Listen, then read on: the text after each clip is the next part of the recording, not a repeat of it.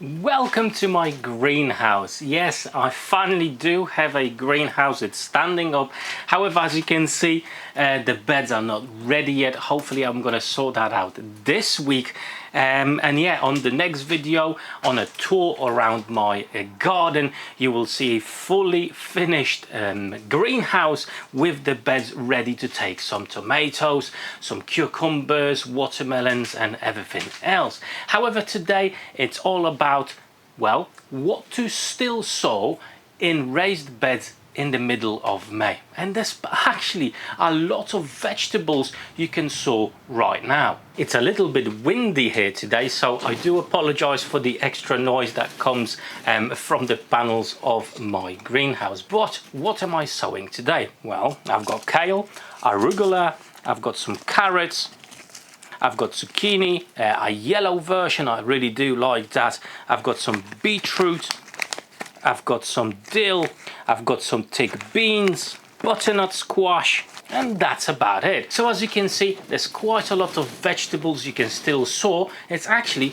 the perfect time to sow them, as well, I was looking at the temperatures over the next few weeks and the risk of any frost, and actually temperatures at night being below 6 degrees.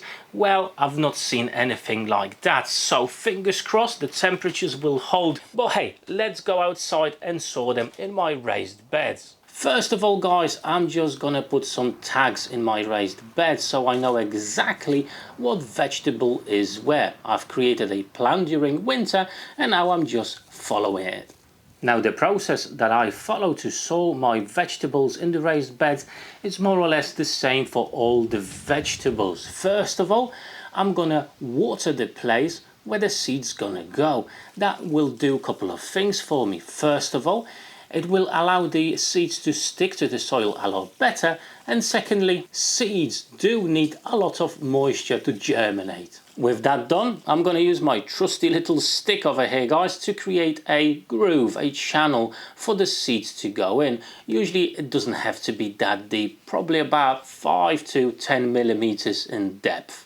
Now, this stick will also help me to establish the position of the rows between themselves, as I actually do have a ruler on the stick itself. The length of it, it goes right up to 50 centimeters, and I do have marked intervals every 10 centimeters. That will more or less cover all my needs for all the vegetables I'm planting in my garden. Now it's time to add the seeds. Now, I always add a little bit more seeds than is actually necessary, just because the germination is not a given, and sometimes it doesn't work the way you want, and having a little bit more seeds, it's beneficial. If all of them germinate, that's great. You can then just thin the row out and get rid of the plants that you don't want, or the weaker ones. But yeah, I always try to add a little bit more seeds than is actually necessary. Now, the most important factor here is actually preparing the soil in your raised beds, and I did cover that in a separate video, so I do encourage you to check that out. If you're still before you're planting, before putting the seeds in the soil, check that video out. It does cover a lot of important aspects that will help you to have fantastic harvest when it's time. I'm going to leave a link to that video down below in the description of this one and in the pinned comment as well. It's definitely worth a watch. With well prepared soil in your beds, or you don't have to have raised beds, any soil that you're going to be planting your vegetables, it's definitely a key aspect to follow. Now it's time for the beetroot. I'm actually going to use seeds that are on a tape, okay? I find them quite easy to sow, and the distances between the plants are absolutely fine. Now, the ones I've got, they do come, it's like a dual tape. In some cases you want to spread both of the tapes apart. However, with the germination rate, well, you never know how it's going to be. I always leave both of the ends together.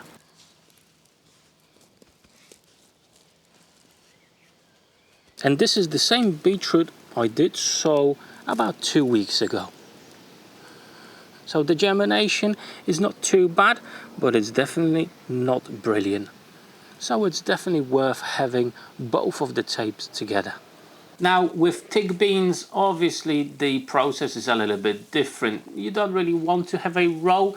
I do prefer to have holes. I'm using just 2 fingers to create a hole that's more or less between 1 to 2 centimeters deep, and I'm putting between 2 to 3 beans in each hole. Again, it's all about the germination aspect. In a few days time, when the temperatures do pick up during the day and the night, I'm actually going to be planting some cucumbers, different sorts, different kinds. So if you want to follow me on those as well, as the process with them is a little bit different, then make sure to subscribe to my channel, and obviously if you enjoyed today's video, drop me that like button as well. And hey, if you want, you can do me a massive favor and share this video with your family and friends to help the channel grow. If you do that, thank you so much. When it comes to my pumpkins and butternut squash, I'm actually going to be planting it in this section of my garden. So I've got some fruit trees, I've got an apple tree, I've got a pear tree, and over there I've got some plum trees. And I created these circles in the grass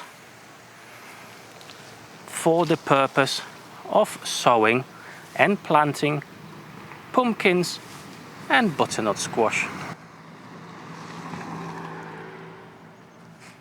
So today over here I'm going to be planting the yellow zucchini,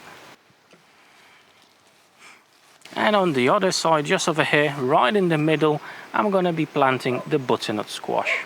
With the pumpkins and the butternut squash, I do follow exactly the same procedure as I more or less do with beans. I'm going to create a hole with 2 fingers, and then I'm going to put 2 or 3 seeds in each hole.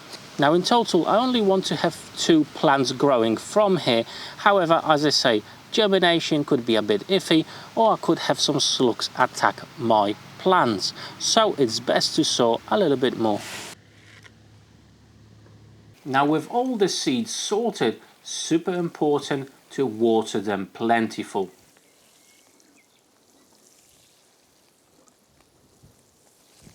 Thank you so much for watching, guys. That's it for today. But the adventure with a vegetable garden only begins. There's so much to come, there's so much to cover, and so many vegetables and fruits to enjoy in the summer. Thank you for today. Take care.